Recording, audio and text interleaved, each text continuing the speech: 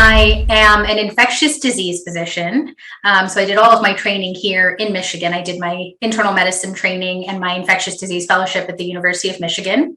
I also have a master's in public health in hospital and molecular epidemiology. So that's working essentially on stopping the transmission of diseases in hospitals, all training that's been very helpful during a global pandemic.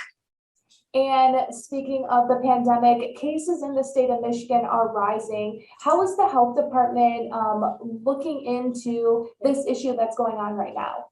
Well, I have to tell you, we are following the numbers very closely. Michigan definitely remains at high transmission, and this is something that's affecting the entire state. The numbers that we are following are things like our percent positivity. So that's the number of people who test positive of all of those who are seeking testing.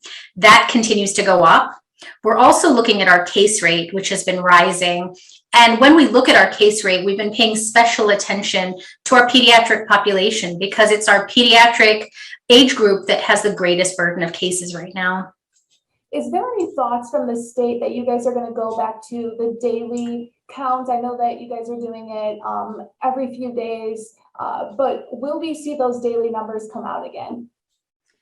I can tell you that internally, we review the numbers daily. So we are reviewing things on a day-by-day basis, and we understand the day-to-day trends that are happening. So we will continue to do daily trending of numbers. In terms of the data that's released, I think, Lynn, I don't have a whole lot more to speak to that. I'm not sure if you do. Nope, I think that's you've covered it. Perfect. So when it comes to mask mandates, not all school districts have it. Do you plan on issuing a mask mandate across the board for all the schools in the state of Michigan? Sorry, computer stuff happening again. At this point, we have no plans for a broad epidemic order. We have encouraged schools to enact smart mask policies, and we continue to do so. We're continuing to recommend the same guidance that the CDC is recommending, and that involves masking in indoor places, especially in places like schools. And I've spoken to many parents about the test to show so they can, kids can show up if they were exposed to COVID-19 and they can take the test. And some parents aren't understanding on why this is happening when in other places this doesn't qualify, and in other schools, not all schools do the test to show. So why is this testing necessary in the schools?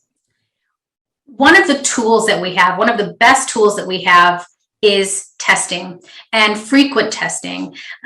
It's a tool that we didn't have at the beginning of the pandemic that we have now. And testing, in addition to vaccinations, are one of the ways that we can really keep communities safe.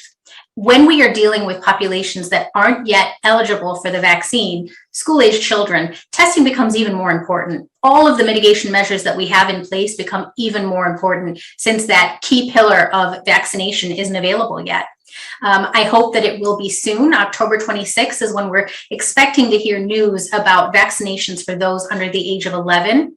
But until then, frequent testing, especially for school-age children who are in school environments where it's possible to be exposed, is a valuable part of our strategy.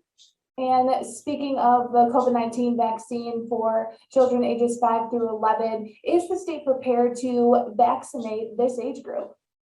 Absolutely. We have been making plans before there was even a date in mind when the FDA advisory panel would be issuing their recommendations. We've been looking into the logistics and making plans for many months now. And more than 66% of Michigan residents are fully vaccinated, but yet we're still seeing this increase of cases. Why is this happening? And does it still show that the vaccines work? Absolutely, the vaccines are still working. The ages in which we have seen the least burden have been the ages that have the highest proportion of vaccination. Unfortunately, because there isn't a vaccine available at the moment for those under the age of 12, that's where we're really seeing an increased burden of cases. We also know that the age group, the 12 to 15 age group or 12 to 19 age group, the percent of individuals vaccinated is not as high as older folks. And so again, that's another reason why we're seeing a surge in this younger age group. And this morning during the CDC briefing, Dr. Fauci said that the COVID-19 vaccine is better than any flu vaccine that's currently on the market right now. Are you seeing the same data as a health director? Absolutely. We know that there are challenges with issuing influenza vaccines, and part of it is because flu changes so rapidly. So the vaccines have to be tweaked every year. Every year we end up with a new flu vaccine formulation. We're looking at data from the other side of the globe to see which influenza strains are spreading. So there's a lot that goes into making influenza vaccines. And yes, they are not as effective by far as the COVID-19 vaccines that we have available. One of the things I often say that there have been a lot of dark moments to the pandemic, and we've seen a lot of loss as a society. But one of the bright spots that we have is the creation of these mRNA vaccines and moving this technology forward. It's really been key, not only for our COVID-19 response, but this vaccination technology is going to be helpful for a variety of other illnesses. And the flu vaccine has been around for a number of years. Why isn't it as effective as a vaccine that was developed in over a year ago? Number one, it's different technology, but also, as I mentioned, flu changes rapidly from year to year. So there are different strains of flu circulating. So a lot of the technology behind the flu vaccine focuses on anticipating which flu strains are going to be circulating in our area. And sometimes we don't get that right. With COVID, the vaccines that we have available are covering against not only the original strain that we had, or the original strain of SARS-CoV-2, but also the variants that we have. Could we see a different COVID vaccine if the vaccine mutates and we can see different strains of the vaccine? Absolutely. I think that's one thing that scientists across the globe will be looking at. If there are additional variants of concerns, and there most likely will be, we'll be looking closely to make sure that the available vaccines are effective against those, and do they need to be tweaked?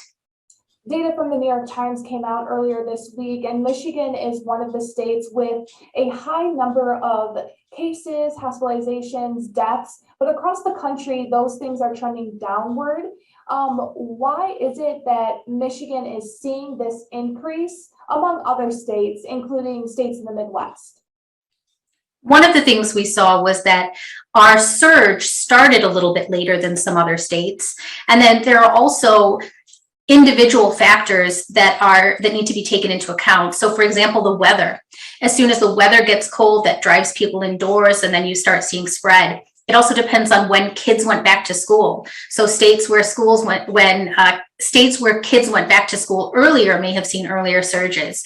So I think for us, it's a confluence of things. It's school starting up, colder weather, and now we're really worried about other respiratory viruses. So things like influenza, RSV, other rhinoviruses and coronaviruses that all start circulating at this time of year. So we're not only encouraging for those eligible to get their COVID vaccine, but we're also encouraging people to get the flu vaccine right now.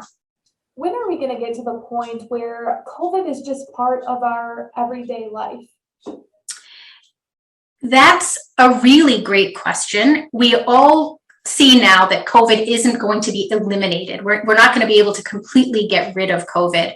So we need to find ways to live with this virus without the virus causing unnecessary death and harm to our communities. And that requires, number one, it's going to require some control strategies over time, but it's not something that happens overnight. It's a gradual process. And the more people we can get vaccinated, the faster we'll get there. But again, it's a process. And we're expected to hear from OSHA issuing those guidelines for vaccinations for more than 100 employees at companies across the United States. Is this a good idea? Is this a way out of the pandemic? vaccination is definitely a way out of the pandemic. The more people who get vaccinated, the less burden that this virus will have on society. The fewer people hospitalized, the fewer people who will die. So vaccination is really key. And finding ways to encourage people to get vaccinated, I think, is going to be what we need to get over this last hill that remains. So how do we get as many people vaccinated as possible? Maybe as the pandemic progresses, as people have more friends and family who've been vaccinated and have done well, maybe that'll convince them. These requirements by OSHA are some other factors that may convince people to get vaccinated. So everything that we can do to get more people vaccinated, I think, brings us one step closer to returning to normalcy. And then in Northern Michigan, the positivity rate is 16% compared to a little more than 12% across the state. Is there any reason why the case rate is so high up there in Northern Michigan? So the percent positivity is really a value that tells us not so much about the case burden, although it can be an indicator. It really tells us that testing needs to go up. It means that not enough people are testing. It means that we are not casting a wide enough net. And so what we need to do is encourage people to get tested if they've been exposed or if they have any symptoms that could be concerning for COVID. We also have to work on strategies to make testing more readily available to communities across the state. And there's less of a population up there. Does that have anything to do with it? The tests not being available or just not enough people getting the test? Sometimes in communities that are smaller, with smaller numbers, you can see greater fluctuations in those numbers. So from week to week or even day to day, you can see more fluctuations just because our denominator or the population is smaller. So we need to really look at those trends over time. And then the health department in Northwest Michigan filed a complaint with the state attorney general about how they are being harassed by commissioners over the school mask mandate they issued in their district. Lisa Peacock is the health officer for both and the only one who issued the school mask mandate in Northern Michigan. Are you aware of that's going on in some communities?